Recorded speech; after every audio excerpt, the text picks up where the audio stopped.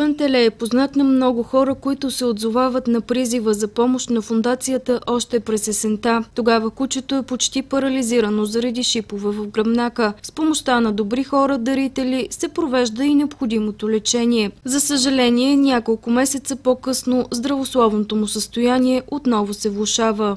Но през последните 2-3 седмици започна да куца доста силно, изчезна за няколко дена и благодарение на една жена, която всъщност го забеляза и ни сигнализира, успяхме да го намерим. Точно на 25 декември всъщност го намерихме по Коледа. Се оказа, че той е с скъсани коленни връзки на двата задни крака.